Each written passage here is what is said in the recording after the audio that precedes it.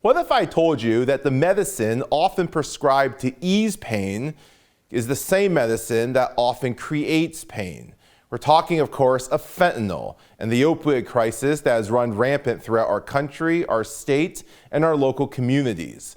So what can we do to confront it? How can we help families who are on this journey through it?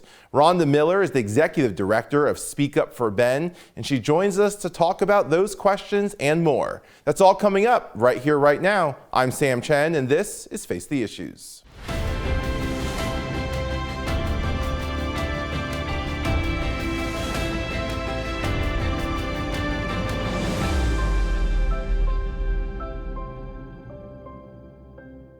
Good evening and welcome to Face the Issues. I'm Sam Chen. The opioid crisis is not news anymore. We've seen it run rampant throughout the United States, throughout Pennsylvania, and throughout our local communities. But what are opioids? What is fentanyl? And why is a drug that has done so much to help ease pain become the source for so much pain? I'm joined tonight by Rhonda Miller. She's the Executive Director of Speak Up for Ben. Rhonda, thank you for being here and welcome to Face the Issues. Thank you for having me. Yeah. Rhonda, quite the biography. You are the Executive Director of Speak Up for Ben, as well as the OASIS Community Center. You are also a certified family recovery specialist, a certified grief educator, and a certified grief recovery specialist. Did I get that? That's correct. Right. Let's talk about fentanyl. I mean, just today, this morning, I just typed fentanyl into Google, and these were the headlines. Woman 29 dies days after fentanyl overdose in New Jersey mall. Troopers, Kentucky woman charged in death of 2-year-old who ingested fentanyl. Alabama House approves mandatory prison time for fentanyl. Texas police arrest 18-year-old suspect after meth, heroin, and fentanyl found in home with newborn baby. More New Yorkers are using fentanyl test strips to avoid overdose. That was just before I clicked the news button. That was just the initial headlines. Fentanyl is an FDA-approved synthetic opioid that's used for pain management. So why are we having such a huge problem with it now? Well, fentanyl, the synthetic opioid, has been inundated in the drug market. So street drugs everywhere in today's world are laced with fentanyl, and oftentimes 100% fentanyl. Wow. Fentanyl is so much more powerful than both heroin and morphine that it takes just a very small amount, like 2 milligrams, to actually take somebody's life. Wow. So because it's so highly addictive, drug traffickers use it to enhance the drugs that they're selling, to just increase the addictive nature of the drugs that they're selling. So they use the fentanyl as that addictive part of it really to get someone hooked on, I mean, anything, cocaine, heroin, it's meth. laced in everything, even marijuana today that kids are buying on the street. Wow. The CDC has a whole bunch of information on fentanyl and its dangers. They talk about the difference between pharmaceutical fentanyl and illicitly manufactured fentanyl. And what you're saying is that the stuff that we're seeing laced into these other drugs is not the stuff that a doctor is prescribing. It's not the same prescription. No, it's not medical grade. It's produced in illicit labs, many of them south of the border, and smuggled in and into the drug supply here. To your point, the CDC says that fentanyl as a synthetic opioid is 50 times stronger than heroin, 100 times stronger than morphine. It is. I mean, powerful. Morphine is something that, I mean, our military has used morphine for years in just helping people who are dealing with battle wounds. And fentanyl is 100 times stronger. The stuff that you would get in the prescription, you go in for an operation, you need a prescription, that's not pure fentanyl then? Well, medical grade fentanyl is pure. Okay. But that fentanyl is very carefully monitored and prescribed to patients, usually in a hospital setting. Some patients, some cancer patients, are prescribed fentanyl patches that have like a time release sort of element. So fentanyl is used by the medical community and under very closely monitored conditions. Okay, so there are strict regulations in that setting, but of course if it's illicit, I mean, when was the last time people who were doing illicit activities cared about any regulation? Right. It's not monitored and it's not necessarily pure, and who knows what goes in it or what conditions it's produced in. That's a good point. Let me ask you about this. The latter, you have pharmaceutical fentanyl and then illicitly manufactured fentanyl. The latter, the illicitly manufactured stuff that you're talking about, this contributes to the vast majority of the overdoses and the issues and the challenge that we face with fentanyl. And Northampton County has launched something called the Fake is Real campaign to talk about this. Can you talk a little bit about what do they mean when they say fake is real? So that's a really good question, and people are asking, what exactly does this mean? So what we're seeing today is not only is fentanyl added to products like heroin and marijuana and cocaine, but there's actually pills that are pressed to look like Percocet, Xanax, and commonly prescribed pills. They're mimicking, they look identical. And these are what we call fake pills, or fentanyls. Okay. These pills are being sold in the drug market, oftentimes on social media apps. Anybody can purchase these pills. So kids that are going through a difficult time, maybe preparing for an exam or going through a stressful period, a friend tells them, hey, go on this app, you can get a perk and help calm you. These kids are buying them and not having any idea where they're produced and what's in them. And we are seeing a lot of deaths as a result of these pills. So it's not actually Percocet what they're getting? No, it's fake. They're fake pills.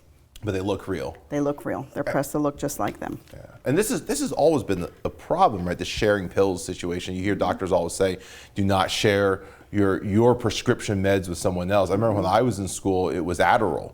When before that, it was Ritalin. And so, one student in college has an Adderall prescription for their ADD or ADHD, and everybody come finals time is borrowing their Adderall. So this sharing of drugs kind of thing has been a problem. Now we're introducing fake pills into that. Yeah, so you're right. Years ago, kids were sharing pills from another student or friend who was legitimately prescribed those pills from a doctor through a pharmacy. But now, with social media and the growth of these apps that disappear, conversations that vanish instantaneously, it creates an environment where anybody can just pick up their smartphone, get on an app, find a dealer, get a pill delivered to them. Yeah. They don't need to find a friend who has it. Right. Wow. And that makes it that much harder to track, too. Very difficult. Yeah. Let me ask you about this campaign that Northampton County is running, the Fake is Real campaign. One of the points that they have emphasized is that it is hard. One of the harder things to do is to stay away from fentanyl. And I think part of this is the fact that it is prescribed as a drug.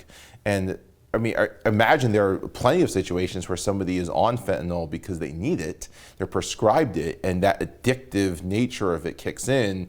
And either whether they take more of it than they're prescribed or whatever it might be, but they become reliant on it. And one of the points that Northampton County's website is making is that it's harder to stay away from fentanyl, and once you're on it, it's harder to get off of it. It's very highly addictive, even more addictive than many other opiates. Yeah, there is a concern about folks that are prescribed any kind of opiate. The risk of dependency is there, but again, these patients are monitored by their physicians. So it's when it's illicitly retrieved, it's gotten off the drug market, that's when it's a problem. Interesting. Especially. And there's no way, I mean, with a prescription, you can track who wrote the script for what prescription. There's no way to do that when you're doing it off your app. Nope. You don't know where it comes from, who made it, and what's in it. And sometimes it could have a fatal dose of fentanyl. Yeah. Rhonda, you work with several organizations that are in this space, and you're working to not just stop it, but that work with people who are journeying through this. Of course, your organization, Speak Up for Ben, and also the OASIS Community Center. Let's start there. Tell me about the OASIS Community Center. What do you do there? What's the mission? So the OASIS Community Center is a recovery center for families and friends of people with a substance use issue. So our son Ben developed an opioid use disorder. At the time, during his addiction, we didn't know where to turn. We had great difficulty finding support, finding services, knowing how to get help for him, and really knowing how to get help for us. As a result of just pouring myself into trying to help my son, my health failed. I just became utterly depleted. And so in response to that, we saw a gap in our community, that the family system was not being supported. So we take a holistic approach, and we believe if the entire family can get into recovery, the whole family system, that the person with the substance issue has a stronger chance of sustained recovery. Sure. And I think we've seen that. I mean, even that the notion it takes a family or it takes a village, right? That if everybody comes together. But you brought something interesting, which is it's not just the person who is addicted that struggles. The whole family gets impacted in that process. And so what at your center, obviously we hear all the time about centers that have different resources available to the person who is battling addiction, but what kind of resources do you have available to the families? So our center really is focused on meeting all of the unmet needs that these families have. So everything we have, first of all, is free to the public, everything. So we contract with therapists that runs groups. We have a family counseling group.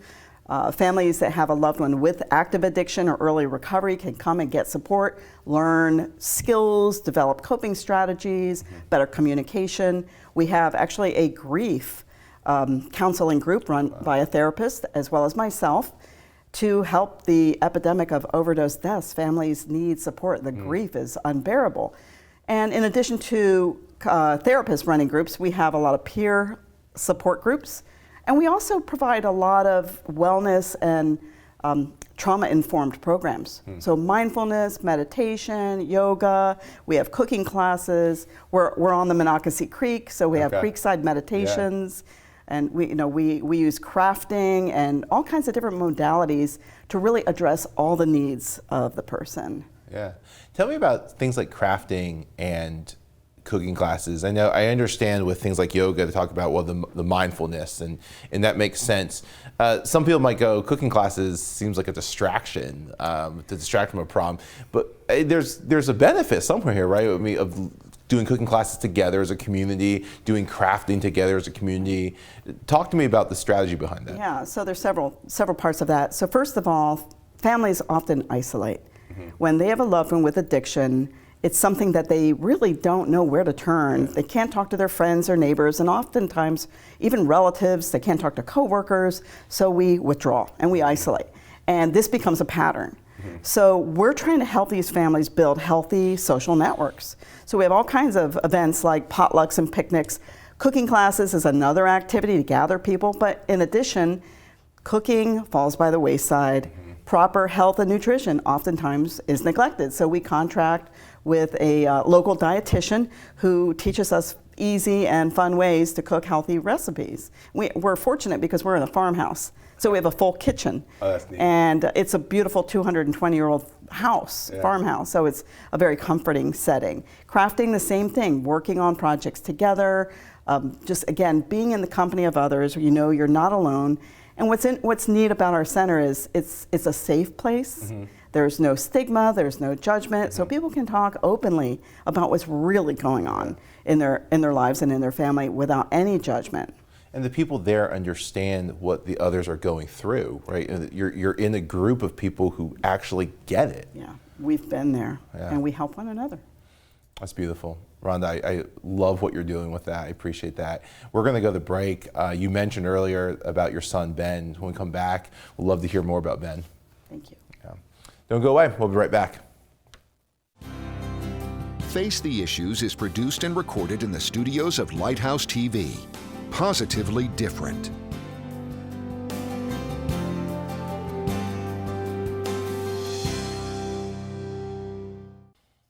Welcome back to Face the Issues. Rhonda, thank you again for being here, for joining us. I think most people in America know there's an opioid crisis. I think most people in America are aware of fentanyl, if not the details, at least a general understanding.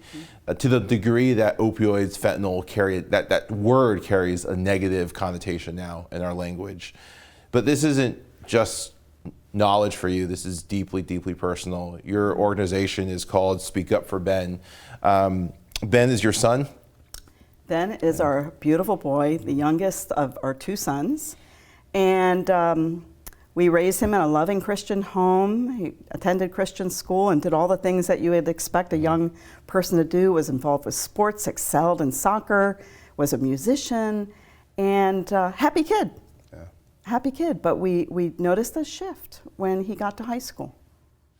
Talk to us about that shift. What did you see? What did you notice? Well, we noticed that he started becoming more withdrawn.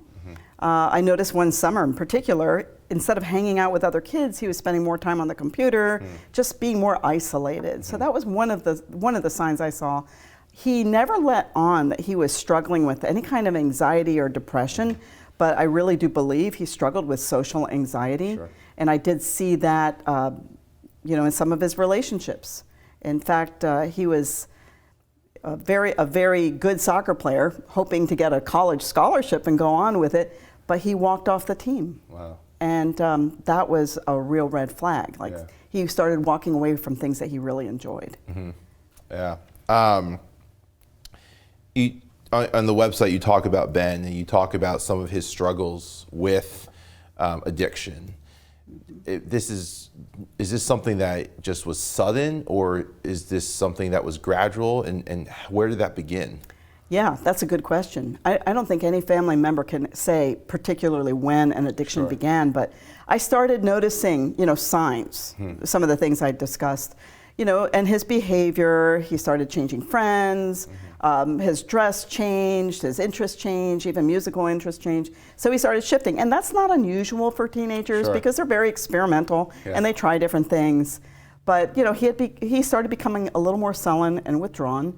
And this was around 2008, 2009. In those days, the word opioid was not common knowledge to the general public. Right. So I was not familiar with opioids, and I did learn that he was experimenting with marijuana. He even, had some friends that introduced him to some of these party drugs, pills, like ecstasy. Yeah, that was the first awakening when we discovered that he had taken a lot of ecstasy, and we took him to the emergency room when he was 17, and that's when we started our journey of getting him help. Wow. Yeah, and to your point, a lot of this it's challenging because at that age, there is a real struggle. I think middle school, kind of high school years, you're trying to fit in, you're trying to figure out life, and yet part of that is you change friends, you change interests, and how do you decipher what is normal and what is I need help and something is wrong? I think it's really good to actually look at it collectively. If they're changing one thing, that might be experimental and they're just trying something new. But if you see a pattern, the grades drop, the friends change, their appearance change, they start slipping in their hygiene, they become more sullen, more withdrawn, spend more time in their room, more time on their phone or on their computer. It's the pattern of all of these things collectively that raises concern. That's a good point. Different from somebody who played soccer and now wants to run track, but they're still in that interest of being active and so forth. Exactly. This is quite different. You describe when you share a story before that he had a dental procedure, I believe, and was prescribed fentanyl. Actually, he was not prescribed fentanyl, he was prescribed Vicodin. Okay. So when he was 17, he had his wisdom teeth removed. And at that point, he had already, he had just finished his first rehab experience at 17 years old. Because of this ecstasy experience, we actually had him admitted into rehab.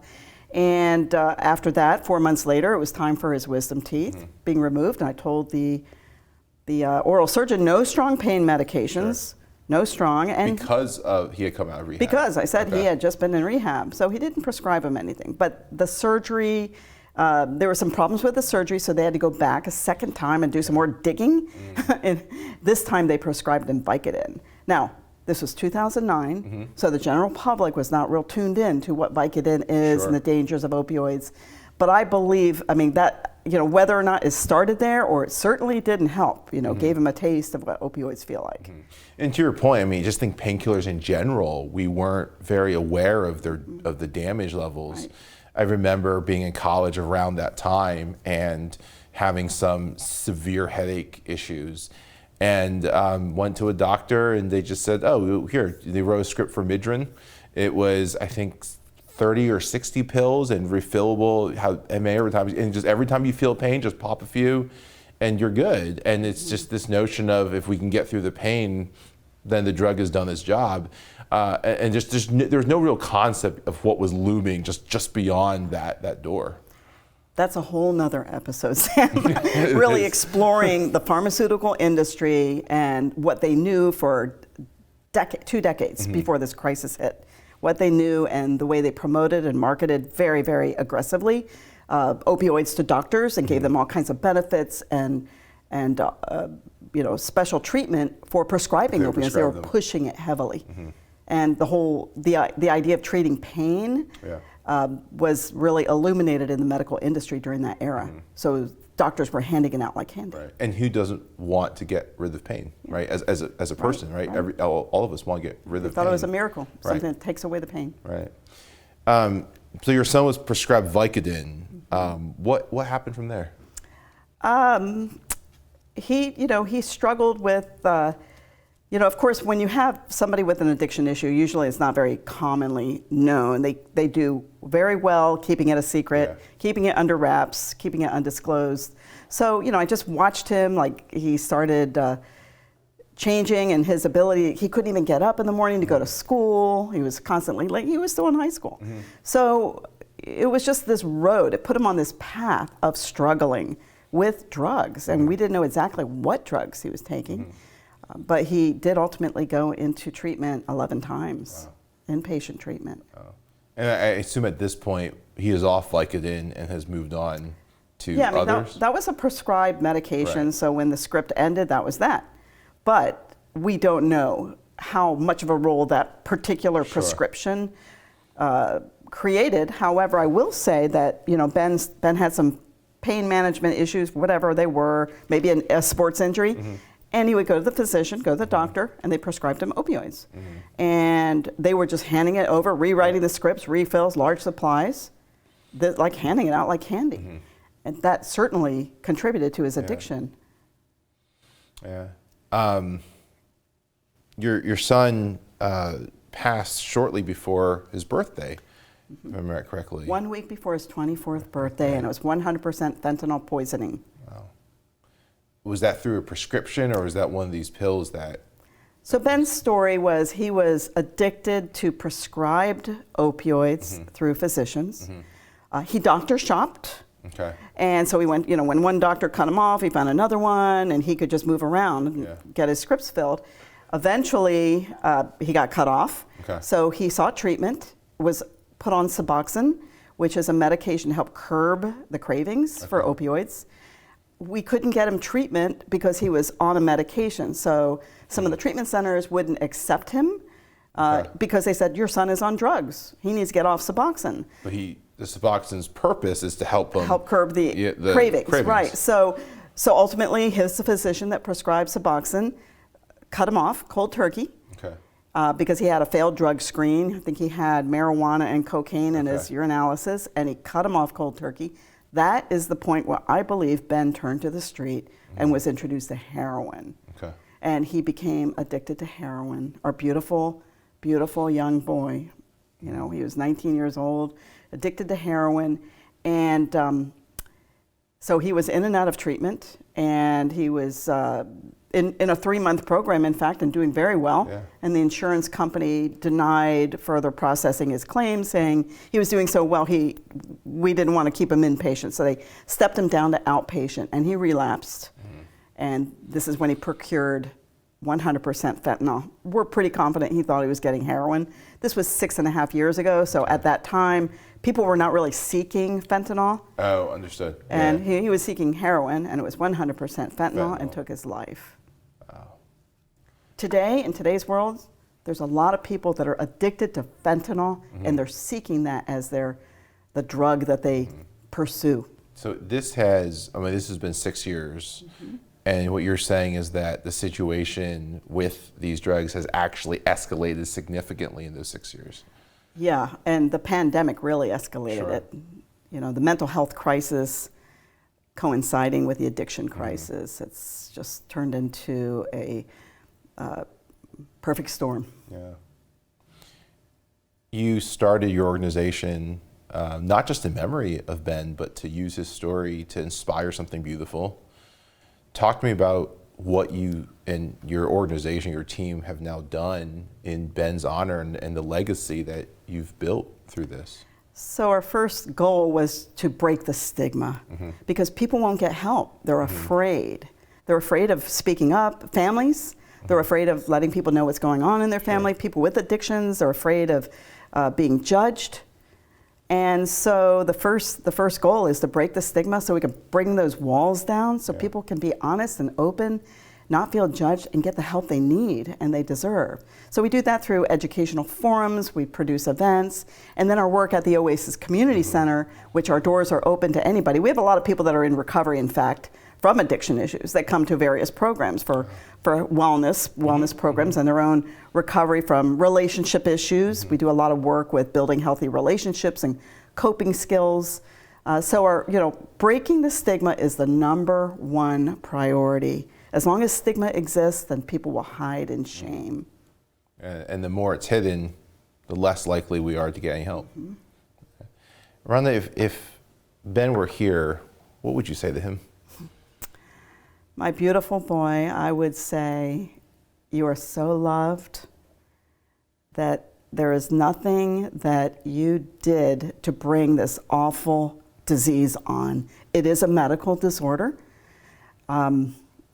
just like diabetes or heart conditions. Lifestyle can affect it, but it is something that can be healed, and recovery is possible. There's still hope. There's hope. Always hope. And for me, now it's my recovery and my family's recovery. Yeah. Let me ask you this last question. What do you think Ben would say to others if he were here today?